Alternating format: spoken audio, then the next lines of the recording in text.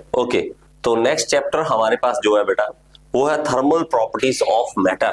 नया chapter start हो जी बेटा, नया चैप्टर है, ये है थर्मल प्रॉपर्टीज ऑफ मैटर। इसके नोट्स जो है आपको मिल जाएंगे, आज देने थे कल मिल जाएंगे। तो ठीक है, सुनो बड़े ध्यान से, मजेदार सी बात है। थर्मल का वर्ड ही यह है कि हीट से रिलेटेड। गया। Yes sir. अब थर्मल प्रॉपर्टीज ऑफ मैटर हमें जरूरत क्या है? जब तक जरूरत नहीं पता तब तक मजा आपको नहीं आएगा, ऐसे लगेगा कि ऐसे ही फालतू का वैसे पढ़ लिया और बाद में भूल गए। अभी सुनो बड़े ध्यान से, हर एक चीज दुनिया में हीट से, जो भी इधर उधर गर्मी पैदा हो रही है उससे अफेक्ट होती है। आपने कभी देखा होगा कोई भी चीज गर्मियों में फैल जाती है टेम्परेचर के कारण, तो वो दूर जाती है, फैलती है, और सर्दियों में सिकुड़ जाती है। इवन हमारी बॉडी की बात कर लो, गर्मियों में ऐसे दिल करता है बस साइड हो जाओ सारे, फैल के बैठने का दिल करता है। सर्दी में दिल करता है बस ऐसे अकड़ जाए, सिकुड़ जाए, छोटे होने का ऐसे गए ही, ठंड लग रही है। ये हाल जो है सेम मटेरियल के साथ भी होता है। अब चाहे लोहा है, चाहे एल्यूमिनियम है, चाहे कॉपर है, कोई भी मटेरियल दुनिया में हर एक के ऊपर टेम्परेचर हीट का फर्क पड़ता है, क्योंकि सन हमारे पास बहुत बड़ा सोर्स है जहां से हीट एनर्जी हमें मिल रही है। पता नहीं कैसे परफेक्शन बनाई है, एग्जैक्ट किलोमीटर रखे हैं ताकि अगर थोड़े से किलोमीटर भी इधर कर दो ना, अभी आप सब फूक जाएंगे, हम यहाँ बैठे बैठे आग से जल जाएंगे, इतने के। अगर 100 किलोमीटर भी इधर कर दे तो गए हम तो सारे। तो वो वहां से हीट एनर्जी बहुत सारी हमें मिल रही है। अब इसका इफेक्ट क्या पड़ रहा है हमारी चीजों के ऊपर, उससे हमारी दिक्कत क्या क्या आ सकती है दुनिया में, वो सारे ना आए दिक्कत, उससे हमें बचने के लिए पहले ही हमें पढ़ना पड़ता है उसके मटेरियल के बारे में कि इसके ऊपर क्या क्या थर्मल इफेक्ट पड़ेंगे। थोड़ी सी समझ आई।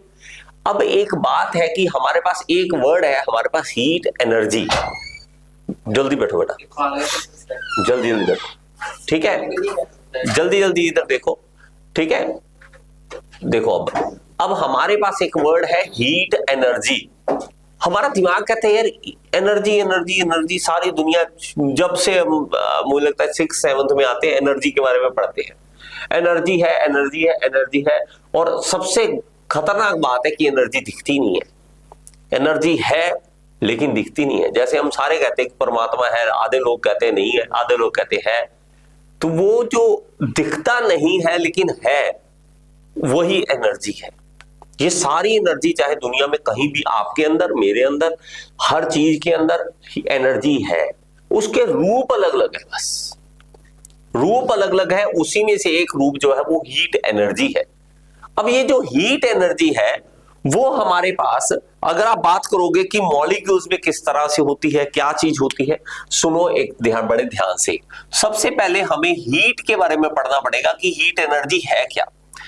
पहली बात, ये दिखती नहीं है, दिखती नहीं है। जस्ट हमारे पास इसको समझने का तरीका क्या है कि अगर मान लीजिए एक लोहे का पीस लूं मैं और उसको आग में गर्म करूं, आग में गर्म को एक तरफ से लोहे को पकड़ लूं, थोड़ी देर में पता लगेगा हीट मेरे तक पहुंच चुकी है। ये हम फील कर पा रहे हैं, ना कि हम कभी भी उस ऐसे देख सकते हैं। ये रही हीट एनर्जी, दिखती नहीं है, एनर्जी कभी भी दिखती नहीं है। तो हीट एनर्जी, और दूसरा वर्ड आ जाता है हमारे पास एक टेम्परेचर, एक आ जाता है टेम्परेचर। दोनों में कोई दिमाग लगता है कि क्या डिफरेंस हो सकता है? टेम्परेचर और हीट एनर्जी में क्या डिफरेंस हो सकता है? कुछ है दिमाग में? ये सिर्फ आपका बेस तैयार कर रहा हूं, अभी चैप्टर शुरू नहीं हुआ, सिर्फ हाँ कि हमें पढ़ना क्या है। थोड़ा सा समझ आ रहा है क्या होता है हीट एनर्जी और टेम्परेचर में डिफरेंस? किसी को पता है? नहीं? सुनो, देखो बेटा, हमारे पास क्या है, अगर मान लो कि एक बकेट ले लूं मैं, एक बकेट मैंने ली, उसके अंदर पानी डाला, उसके मॉलिक्यूल्स पानी के होंगे यहां पर, और इसको नीचे से गर्म किया जाएगा। अब नीचे से जब इसको गर्म किया जाएगा तो ये अपनी एनर्जी जो है, ये जो हम लकड़ी जलाएंगे, पेट्रोल जलाएंगे, कुछ भी करेंगे, ये अपनी एनर्जी इस मॉलिक्यूल्स को देगा। अब ये मॉलिक्यूल्स भागना शुरू कर देंगे।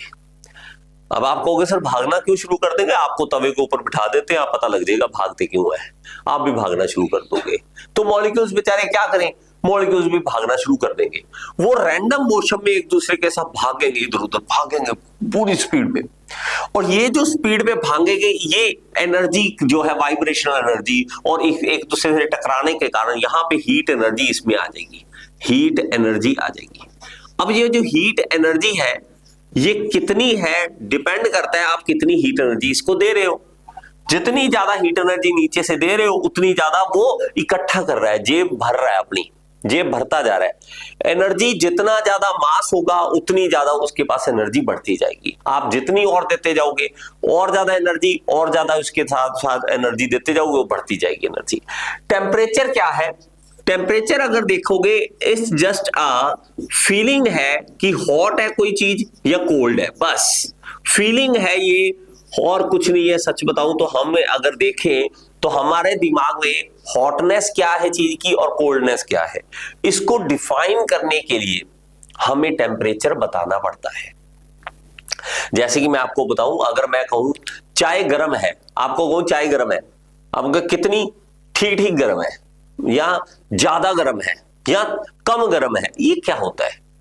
कभी भी ज्यादा कम इससे कोई वैल्यू नहीं पता लगती, हमें टेम्परेचर बताना पड़ता है। तो जब हम टेम्परेचर बताते हैं तो ये इसकी कंडीशन बता देता है कि इसके अंदर जो मॉलिक्यूल्स है कितनी वेलोसिटी के साथ रैंडम मोशन में है। तो इसकी एक एवरेज वेलोसिटी निकाल लेते हैं। एवरेज वेलोसिटी होती है कि इस टाइम मॉलिक्यूल्स कितने फास्ट भाग रहे हैं, किस तरह से है। जितना ज्यादा टेम्परेचर होगा उतने ज्यादा मॉलिक्यूल्स तेज भागेंगे। तो ये एक रैंडम मोशन जो लगातार हो रहा है इसके अंदर, उसके कारण हमें टेम्परेचर पता लगता है। अब दोनों में डिफरेंस एक छोटा सा चीज से बताऊंगा। मान लीजिए कि एक बकेट है पानी यहां पे मेरे पास, मान लीजिए एक बकेट है यहां पर, ठीक है, और ये बकेट जो है उसके अंदर 100 के नोट है।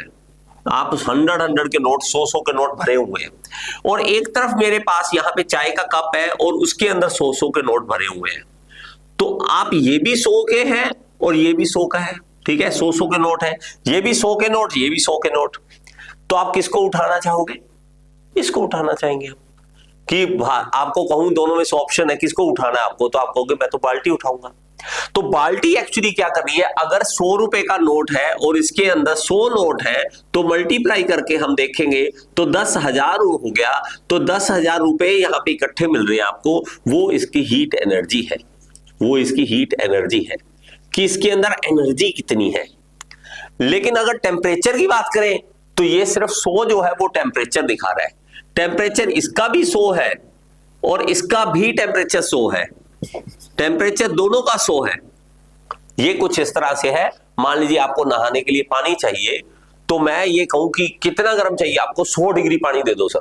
मैं एक कप पानी लेके आऊं 100 डिग्री का, लो आपकी बाल्टी में डाल दूं, कुछ बनेगा? कुछ नहीं बनेगा। आपके पास 100 डिग्री का पानी दिया लेकिन एक कप में दे दिया, आप कहोगे इससे क्या बनेगा सर? यार 100 डिग्री पे तूने 100 डिग्री मांगा ना, तो मैं ले तेरी बाल्टी में डाल दिया, कुछ भी नहीं बना उसका। तो उसके पास एनर्जी नहीं थी, क्वांटिटी नहीं थी।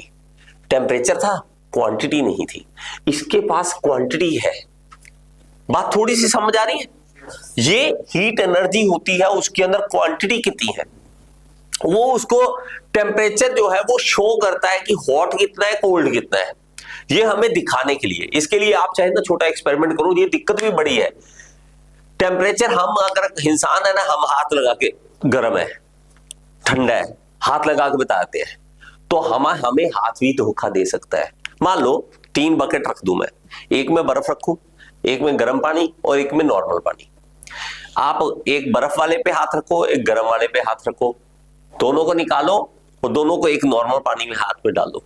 आपको एक हाथ लगेगा पानी गर्म है, एक हाथ में लगेगा कि ठंडा है। आप हैरान होंगे कि पानी है क्या, फिर पानी गर्म है कि ठंडा? आप कहोगे सर इस हाथ को तो गर्म लग रहा है, इस हाथ को ठंडा लग रहा है, ये क्या चक्कर है? तो आप सिर्फ फीलिंग दे रहे हो लेकिन एग्जैक्ट वैल्यू आप नहीं बता पा रहे। तो हमें एग्जैक्ट वैल्यू बताने के लिए सहारा लेना पड़ता है टेम्परेचर का। तो टेम्परेचर हमें एग्जैक्ट बता देगा, ये चीज है। थोड़ी सी समझ आई?